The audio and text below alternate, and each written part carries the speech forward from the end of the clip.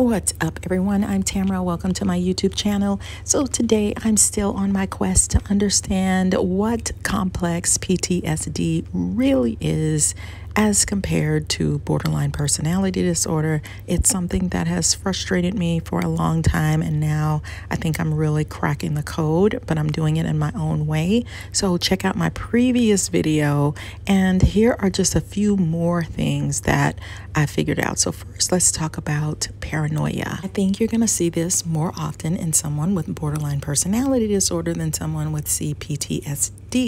So paranoia is a symptom, or can be a symptom, of BPD. Stress-related paranoid ideation is one of the 9 possible diagnostic criteria for borderline personality disorder. So if someone is experiencing this, they may see signs and symbols of hostile intent everywhere. They may detect hidden meanings in speech, body language, casual glances, and other behaviors that would seem non-threatening or perfectly benign to anyone else.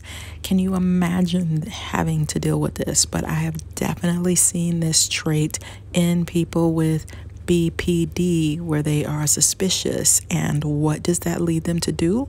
It leads them to go after the person that they think is giving them these weird looks, and you know, this person is after me, and people will tell them, we're not after you at all. What are you talking about?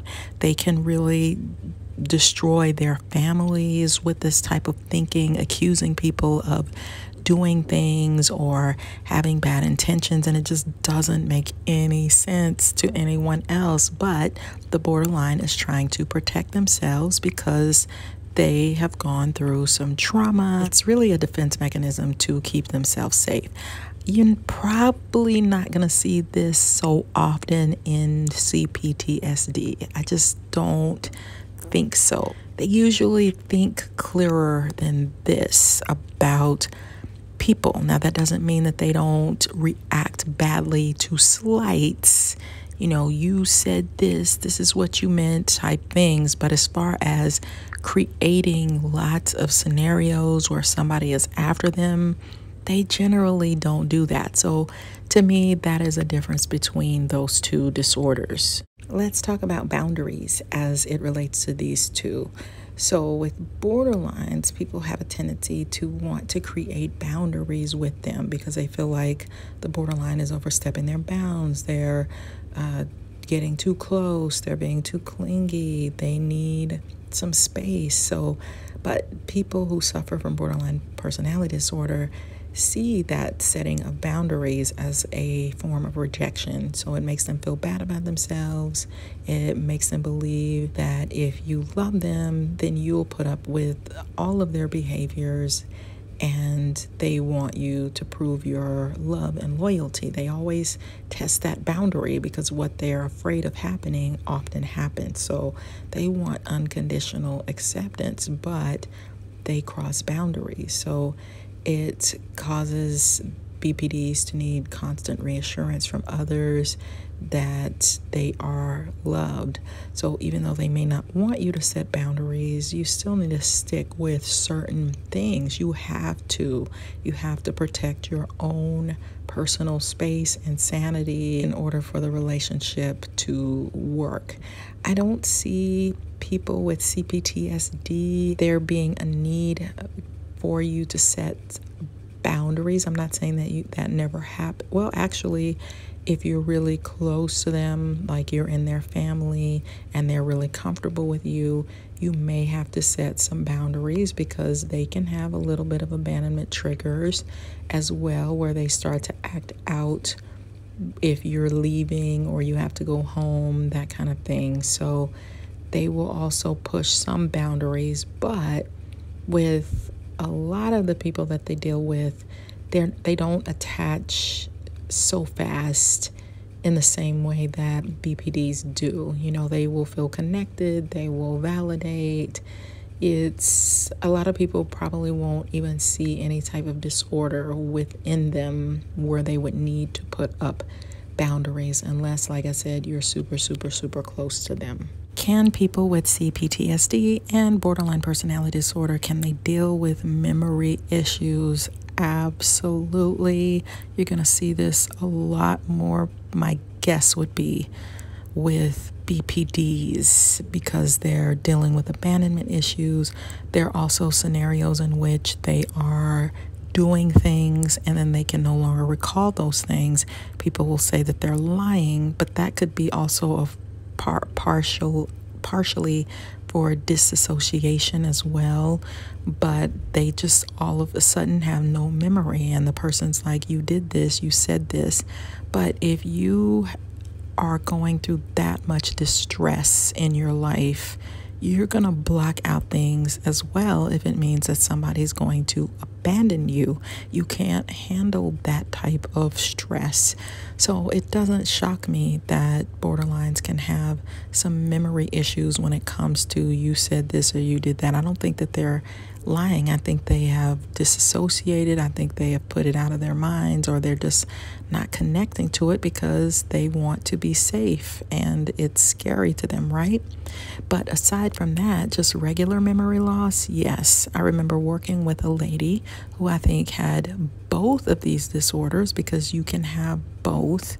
And I think she had both. And I really liked her so much. I felt like we were actually becoming friends. Then I had to leave. There will be times when she would grab my name tag and look at it so that she could recall my name. Like simple things like that, where they're having to work so hard to function in day-to-day life that it can definitely impact their memory when it comes to certain things.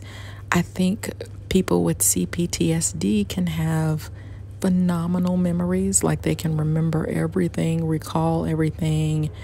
You may not see this as much as you might with a BPD, and not all BPDs will have memory issues, but some of them will. Cptsd, I think much less, unless they are under a ton of duress. An example of a ton of duress is the pandemic. It really put, just all of the isolation and new rules and all of these things that Cptsds had to deal with. Then you can see some memory struggles where they're maybe repeating some of the same stories that they already told you, or not remembering what they said to someone because they're under a lot of duress. They're trying to cope with the current situation, and it's difficult to use all of they weren't able to exercise some of their muscles or get their needs met in the ways that they would before. Even though you may think that they isolate more than a BPD, they still have outlets that maybe were cut off because of the pandemic, and so it just added an additional stress to them. According to an article written by April Lyons about PTSD treatment, people with complex PTSD can have several ways in which they disassociate. And I'm going to read you like the basics of what she says. She says that the brain naturally protects itself during long-term trauma. They can have depersonalization, which is an out-of-body experience. I've known someone with Cptsd to have that happen once, and it was super scary. Derealization, nothing seems real. Amnesia, where you're losing time. So yes, they can dissociate in probably similar ways to someone with PTSD when you're experiencing trauma. So I won't say that they would dissociate more or less than someone with BPD, but my guess would be that they would dissociate potentially less, or if they do, it's for a different reason, sort of. They are triggered by trauma, by fear, whereas someone with borderline personality disorder, they need to escape. It's a means of escape. It's a means of coping. It's a means of not dealing with things that are too difficult and too painful for them to deal with. So they can kind of separate themselves for a while to cope, or they may not even realize that they're not really available or here. I remember seeing a guy on Married at First Sight do that, where he was brushing his teeth, his wife was talking to him, and it was like he wasn't there anymore. Like he wasn't hearing her, he wasn't responding, he went somewhere else. And it's just the body's way of coping with life because of the painful things that they've gone through. So can people have both of these at the same time? Absolutely. But in my previous video, I was trying to give a clear picture of what each looks like independent of the other. But yes, some people will have both of these. And I started sharing with you a lady who I think definitely had both of those. And I talk a lot in my previous video about Cptsds having extreme fear of safety issues, right? And so I remember a narcissist confronted her, and I've never seen anybody shake that bad. Like her whole body was shaking while this lady confronted her. I remember her calling me on the phone, and I heard someone in my backyard, and it did scare me. But I was just kind of starting to get to know her, and her reaction was huge. Oh my gosh, call the police. What's going on? What's happening?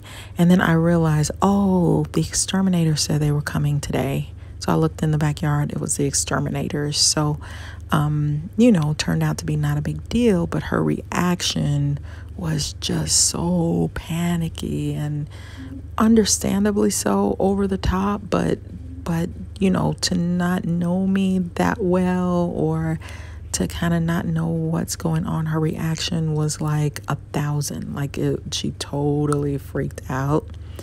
At the same time, I remember that I was leaving the place that we worked at together, and she started crying in front of everyone because I was leaving. It was really upsetting to her.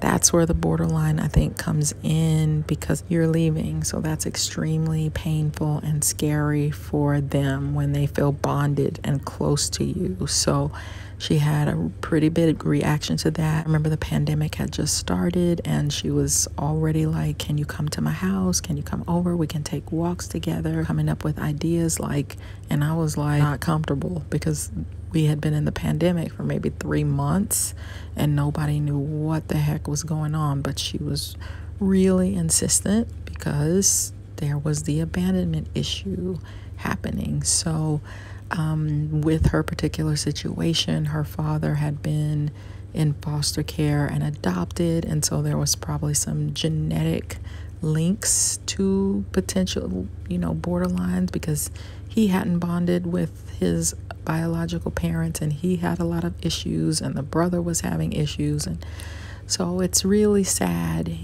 but yeah. So if you think I've hit the mark with these areas for Cptsd and BPD, tell me. If you think I've missed the mark, tell me, because I'm trying to figure this out.